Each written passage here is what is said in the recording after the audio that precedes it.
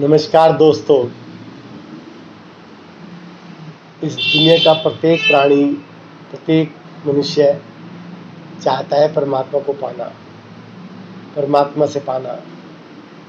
वो चाहता है कि जो जीवन के हमारे कष्ट हैं, हमारे परिवार के कष्ट हैं, वो सारे ख़त्म हो जाएं और दुनिया की जितनी भी ताकतें हैं, जितने भी गुण हैं, जितनी भी अच्छाइयाँ हैं, जितने भी धन धान्य हैं, सब चीज़ें हमारे परिवार को हमें उपलब्ध हों।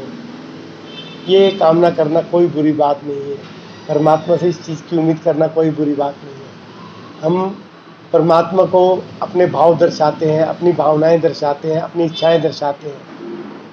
लेकिन अगर हम परमात्मा की इच्छा को समझ लें, परमात्मा की भावना को समझ लें, परमात्मा हमसे क्या चाहता है ये समझ लें और ये समझने की कोशिश करें और जीवन को परमात्मा के आदेशों के अनुसार डालने की कोशिश करें, तो मुझे लगता है हमें परमात्मा की अनुभूति भी होगी, प्राप्ति भी होगी और परमात्मा के प्रति हमारे जितने भी हमारे दिल में सवाल हैं वो सारे ख़त्म हो जाएंगे।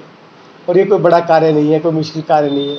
बस हमारे को अपने शरीर की जितनी भी जटिलताएं हैं उनको समाप्त करके सरलता की ओर बहना पड़ेगा।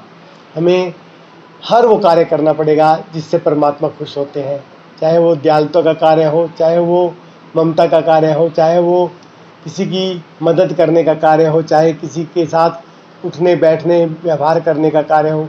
कोई भी कार्य जिससे परमात्मा प्रसन्न होता है, जिससे हमारी आत्मा प्रसन्न होती है, जब हम वो कार्य करते हैं तो परमात्मा के प्रति सारे हमारे सवाल ख़त्म हो जाते हैं और परमात्मा की हमें अनुभूति होने लग जाती है। इसके साथ साथ अगर हम प्रकृति के अंदर भी परमात्मा को ढूंढते हैं तो भी हमारे बहुत से सवालों का जवाब मिल जाता है। प्रकृति भी सुबह उठकर देखो आप किस प्रकार हमारे ऊपर जान लुटाना शुरू करती है, किस प्रकार वो हवाओं को महकाती है, किस प्रकार वो फूलों में जान भरती है, किस प्रकार वो पशु पक्षियों को प्रेरित करती है अपना कार्य पर निकलने के लिए, अपने ऊर्जा का प्रयोग करने के लिए। सुबह सुबह आप देखिए नदियाँ किस प्रकार स्वच्छ होकर चल चल कल कल करती लोगों के दर दर पहुँचती हैं।